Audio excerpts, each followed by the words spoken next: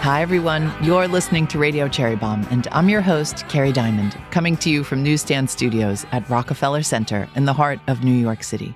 I'm the founder and editor of Cherry Bombe magazine. Today's guest is Cathy Strange, the ambassador of food culture at Whole Foods Market. That's a great title, right? Cathy says everyone who loves food is an ambassador of food, and I couldn't agree more. Cathy has worked for Whole Foods for decades, and she's had a front row seat to all the changes in grocery and consumer packaged goods, or CPG, which is what folks in the industry call all the food and drink products that fill the shelves of your favorite stores. Previously, Cathy was the global cheese buyer for Whole Foods, and you would be pressed to find someone more knowledgeable about the world of cheese and cheesemakers. Cathy is a fascinating, thoughtful human, and I'm so glad I had the chance to talk to her. Stay tuned for our chat. Today's episode is presented by Kerrygold. Have you noticed that butter is having a moment? I've seen handbags sculpted out of butter, little couches made from butter pats, tiny butter cherubs, even butter-colored nail polish and fashion. The world is butter obsessed. But you know who loves butter more than most? The folks at Kerrygold. They've been perfecting their craft for decades, using milk from Irish grass-fed cows to create their famously rich, creamy, golden butter. There's a reason Kerrygold is beloved by everyone from home cooks to the world's top culinary creatives. It's just better butter.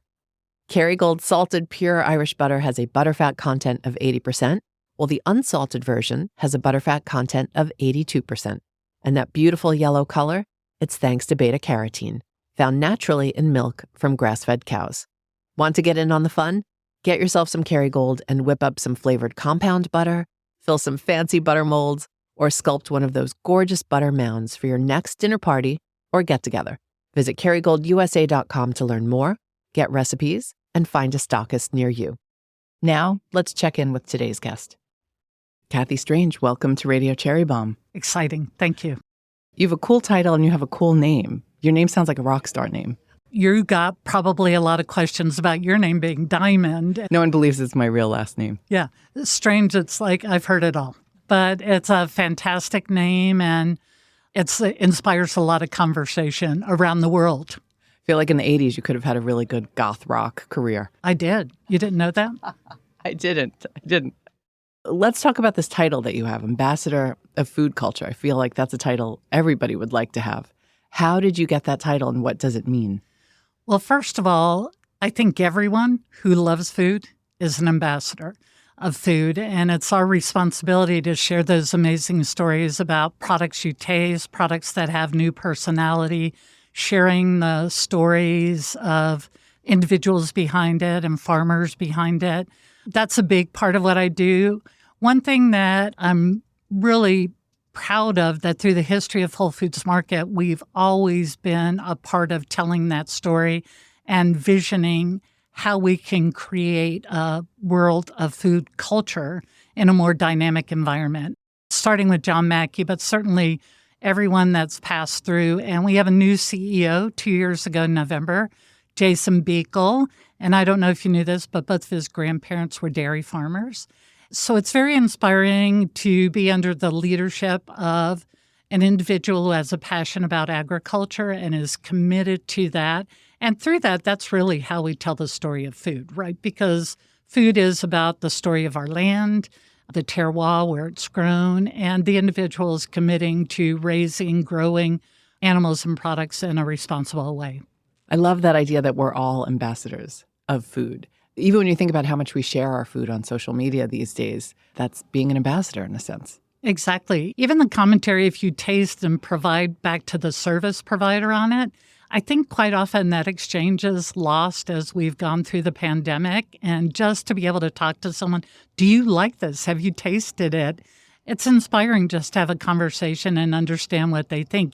Yesterday, a gentleman said to me on a cheese I have tasted since its inception that it had a waffle-like component. And I said, I've never gone there with that. So it really invited me to imagine how differently he was tasting it than I was tasting it. So interesting.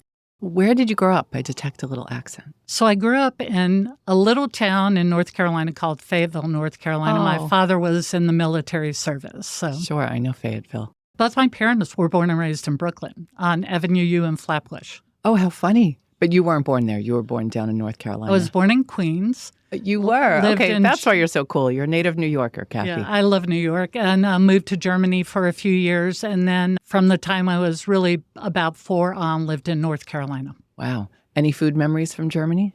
Candy. Just the candy stores were amazing. It was like you were going into a dream, and were you ever coming out of it? Because the colors, the flavors, the different concepts were so engaging as a child. What an interesting childhood. There was a lot of bouncing around. Yeah, it was. An area where you have not bounced around is job-wise, because you have been with Whole Foods since 1990, which is remarkable.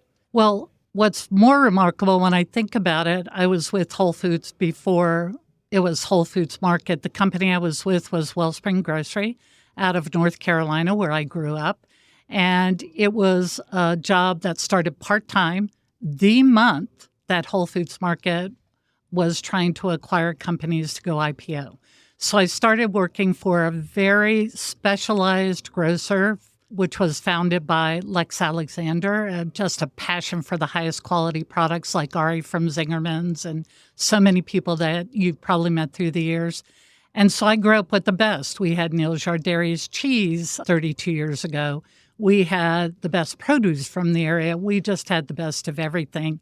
And with Whole Foods Market acquiring us, we brought this unique capability of bringing highest quality products that weren't maybe out of a cooperative style environment. So it was a really great blend and collaborative vision to grow the business.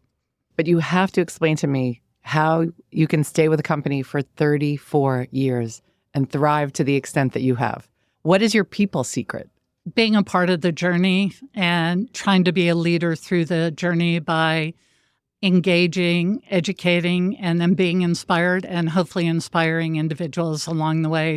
My first store was in Chapel Hill. And so there were a lot of individuals that were working on their master's and PhD and knew a lot more about food than I was. I was a novice, but I was food inquisitive. So I was always asking and learning and then meeting people along the way that had different things.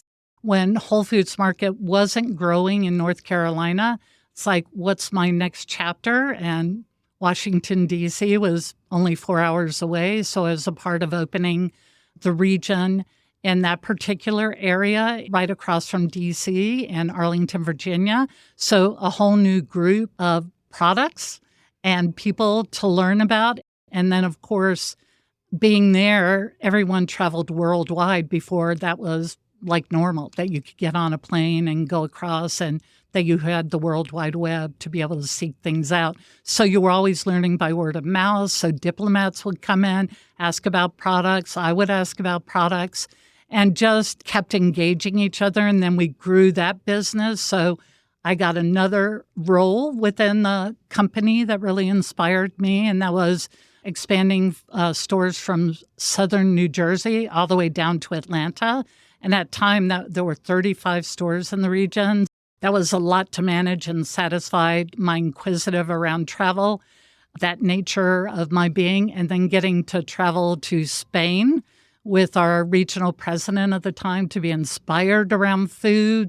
You know, that loyalty to education and commitment to you gave me that responsibility back.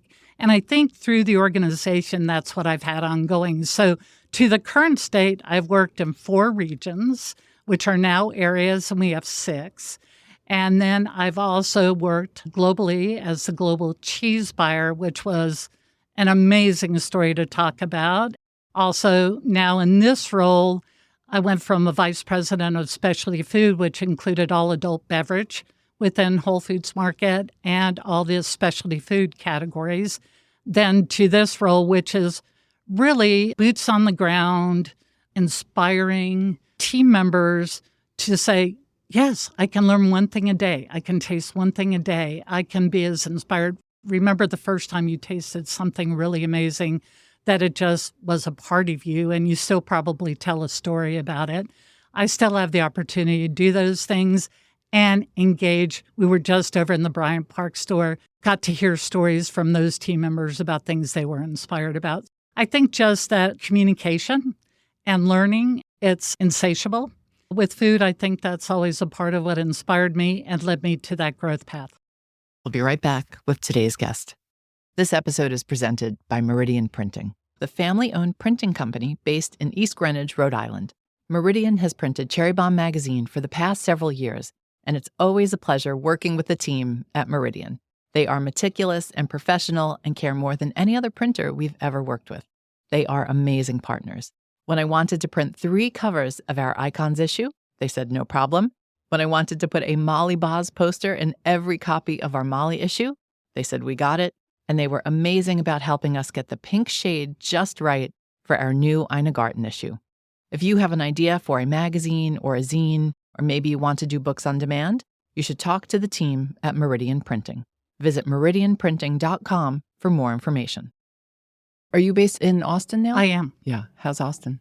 Growing like crazy. It's a beautiful city and it's green. There's water there. People think of Texas. I traveled to France and where's your cowboy hat and your horse. Still, the perception of Texas is quite different. It's a very cosmopolitan state. 4 of the largest cities in the United States, very diverse food culture, and amazingly creative individuals. So that's a great part of living in Austin. And of course, the commitment to green environment and just being a leader and vision for the country in many ways. Austin's a great place. Have you been to Birdie's? Tracy I have. Malachek's? Oh, amazing. Great They're restaurant. just both so inspiring. And, their history here in New York City speaks for itself, but they are just truly committed to high quality food, doing it the way they feel is the best service for the food and the customers and who they are. And I really appreciate and respect that, and super nice people. Yeah, Tracy and her husband are both great. And do you have a WNBA team down there? We don't. We used to have one in San Antonio, but I've been a fan, had season tickets of the Mystics from the beginning and followed it. We were just talking about Congrats Liberty. What an amazing season everyone's had. And the inspiration and motivation from Caitlin Clark being a part of the league just drew out recognition for all the amazing players. And that's a passion, right, Kerry? We're a passion for food. I have a passion for sports and athletics. And I think if you have different passions, that they inspire other passions to continue to grow. Absolutely. Caitlin, if you're listening, come on Radio Cherry Bomb anytime. You are welcome. You should. Okay, back to food, folks. So curious about grocery and just the changes that you have seen. And I remember there was one point during the pandemic, I walked into a grocery store and I just thought, whoa, grocery has changed so much as a concept. I think back to when I was a kid, 1 of 5, young mom. She would throw us in the station wagon, leave us in the parking lot, and go do the grocery shopping because she didn't want to deal with us. And it's so different today. Every aisle is different. The delivery system is different. What is going on in the grocery category? I sometimes wonder, will we even have grocery stores one day? Interesting question. I was 1 of 5 also, so I understand all of that. I'm number 2. You're the second, okay. So I was listening to one of your podcasts before about talking about number 2 in the lineup. Oh, that was Asma Khan. Great story. What a phenomenal human being, right? Fantastic, just how it played out in her life. But back to the question specific to grocery, I think it's going to continue to evolve, the retail environment in general, not specific to food. But I think with regards to food, there's so much more to know, not only about how the product's grown, where is it, the food miles, the regenerative or sustainable nature around the products, just the level of detail we already have that is so enmeshed in the communication. And then if you want it delivered directly, I like the experience of seeing and touching not only food, but clothes. That's how I really interpret how to shop accurately for myself. But everyone's different nowadays. But I think it'll continue to evolve, and there's going to be mixed kind of environments that really support all of those. But the key thing is let's make sure we're growing and nourishing. All right, let's talk about, I definitely want to talk about cheese. We are 100% going to talk about that because I tried a cheese that I have. You know what? I'm just going to ask you about it now. It was so freaking weird, and I had to buy it. It was called ski cheese. Do you know about this? It was in a cube with a red wrapper. It was caramel cheese. So what that cheese is called is Jektos. It's a Norwegian cheese, and it's a breakfast cheese. Typically, it's made with whey. So the whey, actually, as you cook cheese down from whey, it's a little bit sweeter. And it's not caramel, but it tastes like caramel and sometimes peanut butter, right? But it's typically a goat cheese. And the one you would get in the United States is mostly mixed milk, cow and goat. But that would be something that in Norway you'd have for breakfast as part of your morning, meal. I always bring it as a little bit of a disguise if I'm going with children there and they're like, what is this? Oh, it's part of a brownie or it's a caramel. And they taste it. It's like, wow, this is great. What is it? It's cheese. So there's no caramel added into that? Not at all. Mind blown. Yeah, not the color at all. It's typically made in copper vats. And the way that it's cooked, all cheese is cooked, right? Because it's heated, create the dynamics of the exchange and the coloring. How interesting. The cheese was on sale. I don't know if it was a wild hit up in Rhode Island where I picked up nice. the square of it. I'd never seen it before. Yeah. It's maybe a hidden secret because we do offer it in our retail environment and it sells a lot. And when I judged the international championships a few years ago in Norway, I actually picked a farmstead Jagtoast to be in the final 16. And I think it ended up certainly in the top 3, but it was amazingly complex, different layers. And then a few years later, I picked another similar cheese that was produced in India, but same style. What many people like about it is just that sweetness that you talked about. That is that caramel nature of it. People don't recognize it as a cheese. So interesting. Okay, I might have to buy another one and give it another chance. What do you enjoy it with? Apples.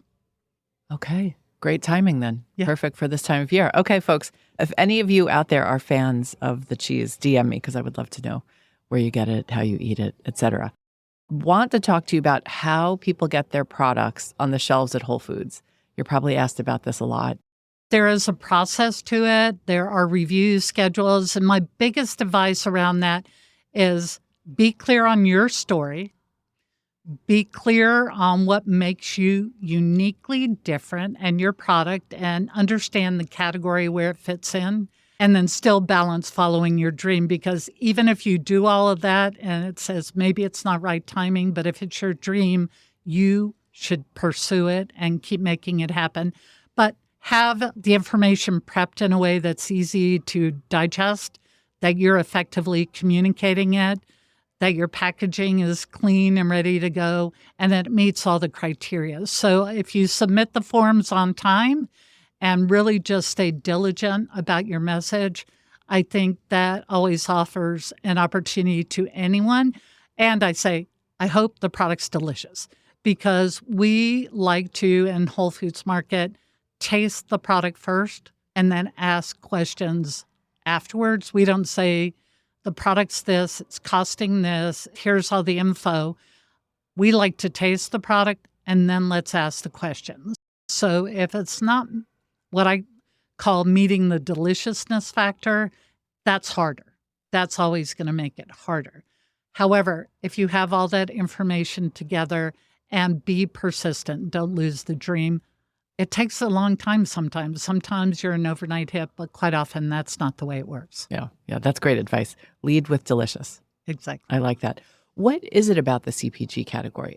You've seen a lot of change having done this for as long as you have, but even for me in the past decade, I'm amazed at the number of people launching their own products. What's behind that? Well, I think the inspiration around innovation is just how can I be different? How can I separate myself? If you look during the pandemic, we all got booked into little kind of silos and just everyone trying to say, I want to grab my own personality. I want a reflection of something that I truly believe in. And so I think that's changed it. I can't speak to all of the categories specifically, but I do think people want a sense of ownership, a sense of maybe bringing a nature back to maybe their culture. I mean, when I think about the top trends that we just released, like international snacking, everyone has a different background and the flavors are unique. With that, how do we bring it? But not only that, how do we package it? What's the right size? All of those factors. So I think just trying to be uniquely different. And also there seems to be a reaction to heritage brands. everybody wants to improve on what they grew up with. For this generation, that's not hard, right? It's not a difficult task, but it's identifying what are those unique brands, where are they coming from? Are they truly heritage brands? If not, how do we get back to those basics? As I always say, great taste, clean ingredients, less of them. That's always a winning combination. I love what you said about fewer ingredients, though, for packaged goods. Is that something you're looking for? I think it's the key winning item. When you're talking about cheese, every cheese is 4 ingredients. If you look in there beyond that, you want to say, why are we having all these ingredients in there? But how to create all those different flavor and styles from the same 4 ingredients is just like beer, with the main ingredient being water. So it's like how to respect that so many things can be done with minimal ingredients to create unique flavors. Let's talk about cheese, because like you mentioned, you used to be the Whole Foods cheese guru. You were like America's cheese queen. How did you get that job? I would say positioning myself through leadership of the retailing on the floor. I oversaw cheese as a part of the department that I oversaw as a whole, but I had a true passion for it. And that passion began when I was in North Carolina, really learning about the cheeses there. We only had 4 artisan makers in all of North Carolina. I think now that we have about 35 altogether. And I go back to the state fair and judge from time to time there, because I think it's important wherever you start and develop to continue to support that ongoing through your history. It's really important to me, whether it's a producer or the state or something that gives credibility back to the environment. I started in North Carolina, learned mostly around Swiss cheeses and Neil-Shard dairy cheeses. And there was a big story this week around Neil-Shard dairy, just had a whole container of cheese scammed from them. And let's call in MI6 and Scotland Yard to get that fixed, which I think they did because cheese is that important. Did you know it's the number 1 stolen commodity in the world? Cheese? More than diamonds, more than anything, it's cheese. It's an interesting fact, but learning in North Carolina, evolving my passion for it in the Washington, D.C. area, having the opportunity to travel and being exposed to different products. And then I trained at the University of Wisconsin Center for Dairy Science. Also, through the years, have been in many contests as a judge, including many international amazing contests where I got to learn from my partners and other judges. So really that passion, and then also was involved with the American Cheese Society. I was president of that organization, able to help it evolve from being a smaller organization to a larger during the boom of the most amazing cheese environment, that our cheesemakers are an inspiration to the world right now. They are an inspiration, and everyone now is catching back up with us. But probably the past decade and a half, we've led that. Even though there are amazing products out there, the cheeses produced in the United States are incredibly innovative and delicious. Is there demand overseas for our cheeses? There is, but it's very difficult to export given the dairy environment. So I think it's one of those products that's somewhat restrictive. There's work that was done, but certainly during the pandemic that was restricted a bit just because that's not what people were focusing on. Yeah, but I'm also thinking how snobby the Europeans are about cheese. But they love American cheese. In 2019, a cheese from Oregon won the world's best cheese. So it's a very respected environment for American cheese producers. And here in New York, you have Nettle Metal doing some amazing things, a company that Sheila and Lorraine founded. Up at Lake Lucerne, you have in Vermont, Jasper Hill Farm, internationally known, some of my favorite cheeses, and committed to in community environment, animals, just everything all together. It's the package, and the cheese is delicious. Wow. I want to come to your house and see what you put on your cheese board. Yeah. Well, you said, hey, Cathy, what might be in your refrigerator all the time? Well, it's always butter. Big cultured butter fan. But there's always cheese. It would just be a different cheese, different time of year, because cheese is very seasonal. And, people don't necessarily realize that. But if you look at what you buy, you understand it. Yeah. Is mozzarella still the number 1 cheese? It would be, but think of why. Pizza? Pizza. And people think cheddar would be also up there. So it's really a blend in terms of that style, the product that you have in your refrigerator every day. Cheese is up there in the high 90% in every refrigerator. People feel like they know cheese. I could be at a party in Washington, D.C., where there are diplomats and very famous people, and they want to talk to me about cheese because there's a commonality, I think, in just having those simple ingredients. And for me, I grew up with macaroni and cheese with New York cheddar. That's what I grew up with. So there's a language of love or food love around cheese. Cheese might be the great unifier. It is. Who knew? Cheese and music. Cheese and music. Want to talk about Thanksgiving and holiday trends since we're moving really fast into the holidays. What do you do for Thanksgiving? One thing I do that a lot of people don't realize, and I have to thank a friend for this. He invited me with his children. We go out and harvest the turkeys together off of a heritage ranch, Rome Ranch, outside of, Fredericksburg, Texas. It's really just honoring these heritage birds, range-free. They're not grown just to have a lot of breast meat on them. If I'm going to consume it, I want to be a part of honoring it. So I feel really in tune with that, being a part of an activity that young women are a part of, and we get to talk about it together. I don't have children. I have a dog I love, but I don't have the children to be able to have that engagement, and that's really dynamic. So I do that, and then I share a friend's table where we all bring things, but my contribution is the turkey, and it is delicious. Last year was about a 16-pounder white breed, and amazing, amazing. That's a lot of pressure to be the person who has to bring the turkey. It is, but I don't have to cook the turkey. Oh, you don't cook the turkey. Got it. I think the person cooking it has a little more pressure. Okay. What I typically bring to the Thanksgiving dinner would be a cheese platter.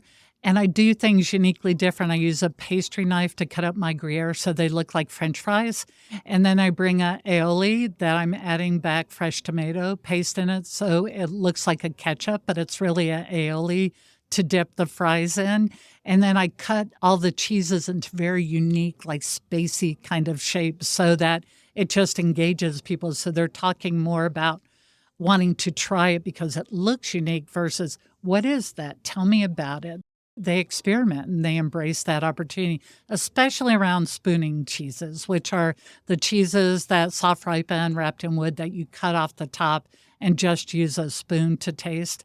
They are delicious, like the Harbison out of Jasper Hill Farm. Incredible. The Rush Creek that's out now from Uplands Dairy out of Dodgeville, Wisconsin. Just incredible product. We've come a long way from the Kraft single. A long, long way. Did you grow up on that?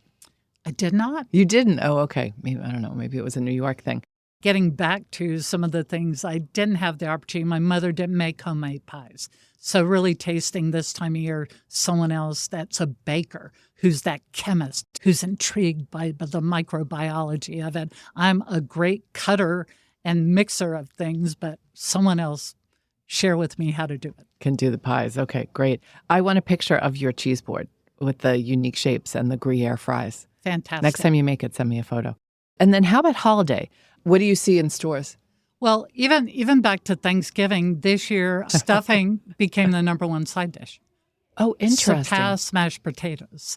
So I think about everyone's stuffing is so different, right? What are the basic ingredients? But wait, we got to go back to that. What's behind that? I love stuffing, don't you? I love stuffing, too. My sister and I, she would put it in the side, hide it in the refrigerator. But for me, stuffing is the key to having a great turkey, using the juices, making sure it's all right, and putting in what you like. My brother doesn't eat onions. I think you have to have onions in a good stuffing for me, but it's not his preference. So it's like getting what you want to be able to pull out all the flavors. Is the sage right? All of those things. So that, and specifically around just talking about pairings, how do you pair all of the things together, making that good cranberry to bring out the acidity, to bring out the flavors of the other things in the meal. And then for me, the trends, you were just talking about some of the trends. With Whole Foods Market, we release a top 10 food and beverage trends. We have on there, of course, some things that you think, yeah, I do that every day, but international snacking, sustainable sips, like how are we buying our different beverages, so many things, not only about packaging, but just unique products. For me, it's crunch and texture has always been a big part of my food. That is one of the trends and how everyone is looking for that to be a part of their meal, no matter what part, whether it's a casserole or it's a dessert or it's a drink. They're looking for that unique crunch in that. We're really excited about being that visionary trend supporter and that individuals respect what we have to say because you may not see them right away, but this is where we feel it's going. But pairings, trends, and the holidays. Tell me about holiday baking. Baking, at least in the Cherry Bomb community, everybody is obsessed. And like I said, we see the Google searches skyrocket right at the end of November. And what I always say is get out and get your butter now. Be prepared, have all your other ingredients, because when you go down the aisles in many stores, as those trends pop up, gosh, I missed it. You want to be prepared. I'm seeing a lot of fig and things out there. Maybe fig is old to us, but it's coming back again. Just telling that story and then how to incorporate savory baking. I think that's always a big opportunity out there, and the ability to combine different ingredients to reflect it. There's an amazing pastry chef, Sarah McIntosh in Austin, Texas, who is great at that. So I think just embracing things that are keen to your nature, but a little bit different. Not everything has to be sweet. Things can be savory.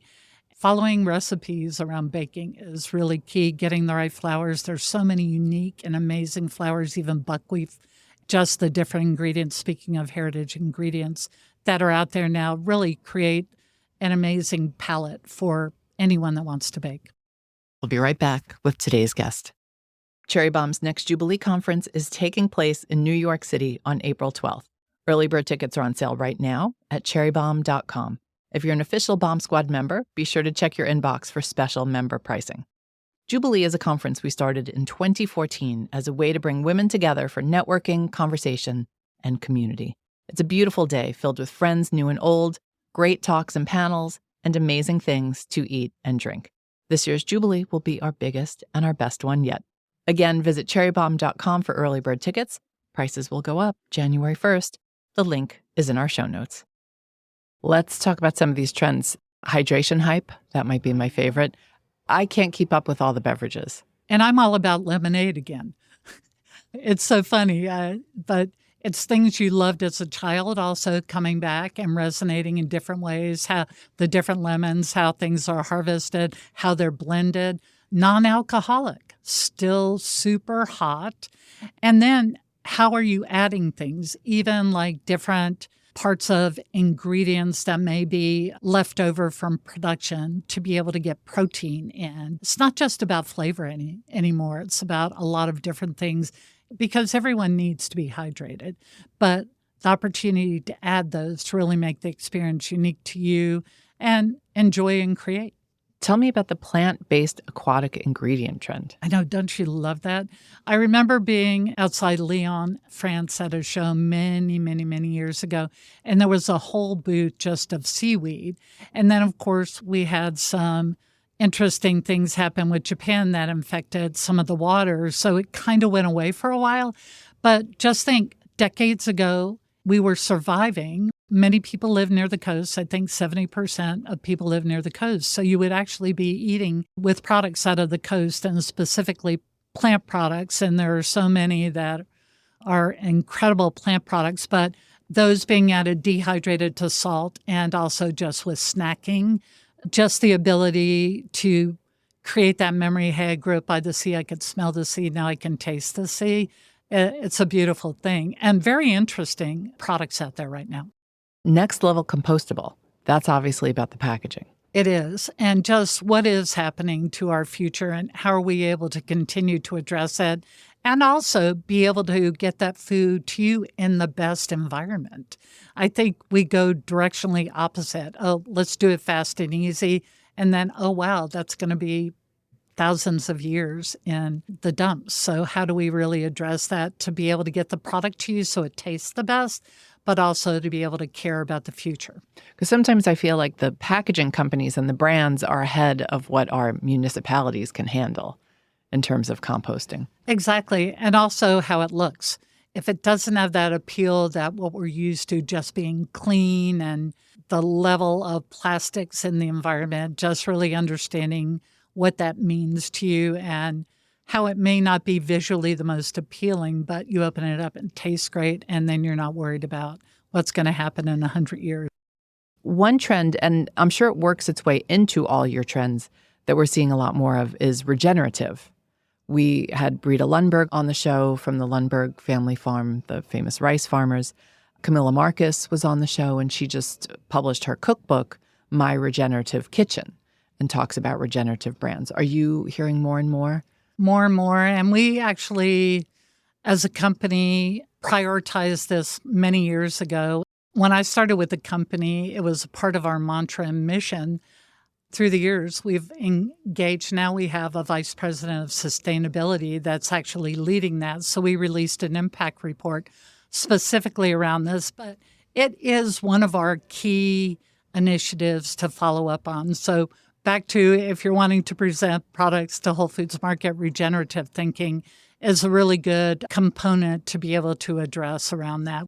We have a big affinity for understanding that in farming and the continued evolution of that. It would be a differentiator to continue to support that. So the answer is yes.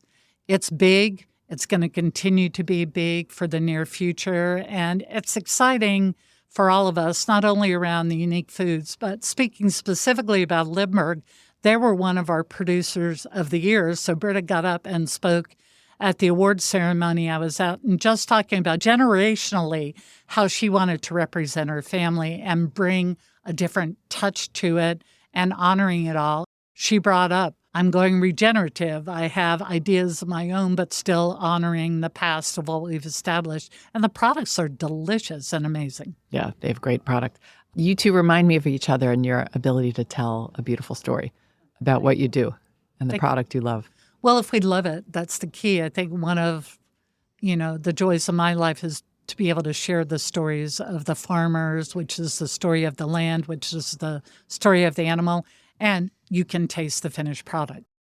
Okay, I know you got to get out of here, so we're going to do a speed round. What beverage do you start your morning with? I start every morning with a macchiato, and I was just sharing today, it's not necessarily about the sourcing of the coffee because I do love Ethiopian, Yirgacheffe, and I love the aromatics, but it's really who's pulling the pour for my macchiato. And I like a traditional macchiato, not new age, just a little dollop of cream on the top. So who's pulling your macchiato in the morning? Well, this morning was Tara Lucci. Really great here in New York City, but in Austin, Texas, it would be Fleet and Patrick, his company. Amazing. And he was Barista of the Year in the U.S. in 2015. So he pulls a good pour. Okay, very cool. I just had this idea pop in my head. I was like, you should have your own magazine. I feel like you know everybody and every trend. That would be you, I think. I need to follow in your steps. But what I do think through the years, like yourself, you've developed relationships that lead to other relationships. And it's people that are engaged, not just wanting to be published, but really wanting to talk and learn and share.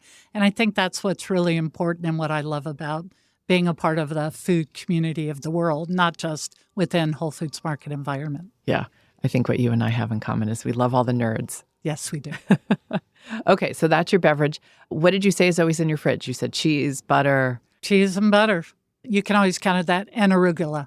I would say there's a local regenerative farm called Boggy Creek. It's a 4-acre urban farm in Austin. I go every Saturday when I'm in town. The best arugula in the world, around the world. The best is from Austin. Okay, noted. Come by. Okay, I absolutely will. What was your favorite food as a kid? Simply macaroni and butter. That was it. What's your favorite snack food today? Today, it would be tocchettes from Sardinia, which is a flatbread with pimento cheese.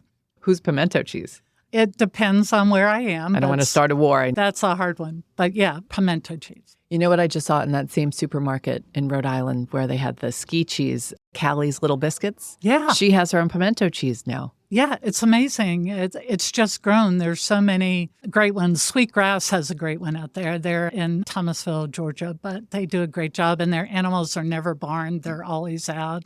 Really great job down there. Have you ever been to Blackberry Farm? I have. Their pimento cheese, so good. I know their cheesemaker was at one time trained by Judy Shad at Capriole. It's part of that Goat Lady cheese group with Mary Keene, Judy Shad, Laura Chanel. That group's just, those are inspiring women to me. Do you cook a lot? I do. Okay. What's your favorite kitchen implement or most used kitchen tool?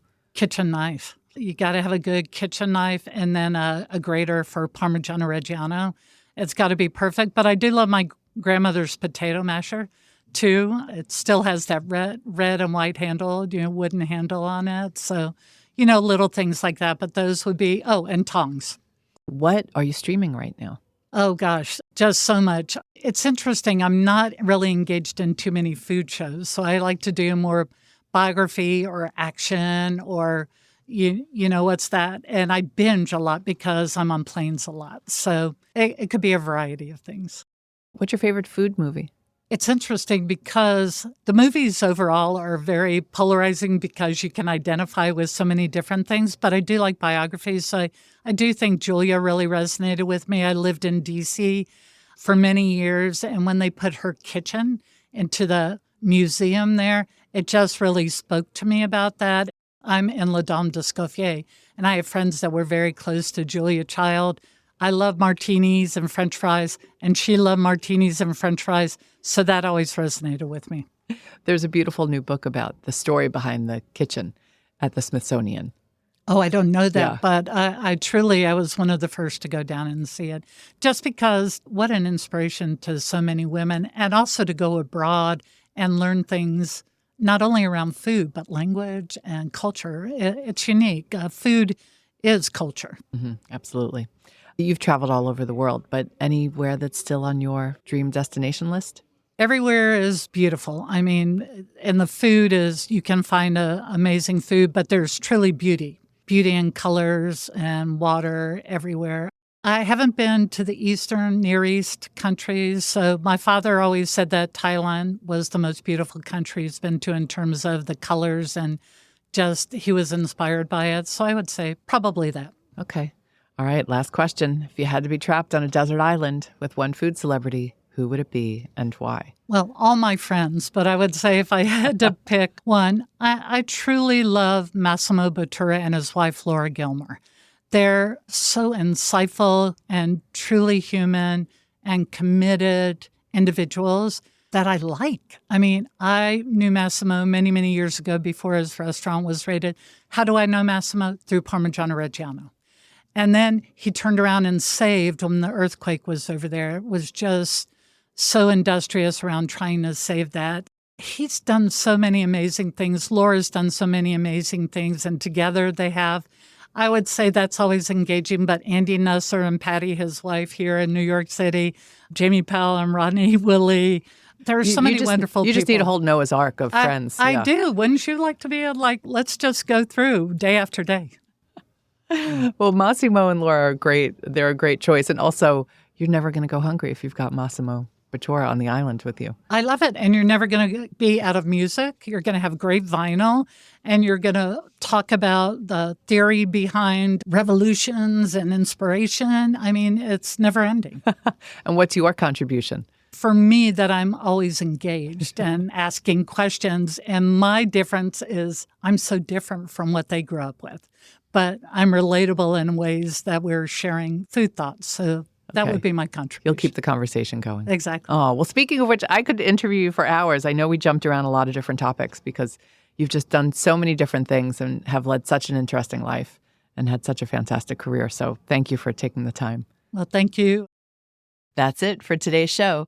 Did you know the Cherry Bomb Podcast Network has a baking podcast? We do. It's called She's My Cherry Pie. It is the #1 baking podcast in the country, and new episodes drop on Saturdays. It's hosted by Jessie Sheehan. If you are a baker, a baked good lover, a baker lover, whatever, give a listen. Radio Cherry Bomb's theme song is by the band Tra La La. Joseph Hazen is the studio engineer at Newsstand Studios at Rockefeller Center. Our producers are Catherine Baker and Jenna Sadu, and our editorial coordinator is Sophie Keys. Thanks for listening, everybody. You're the bomb.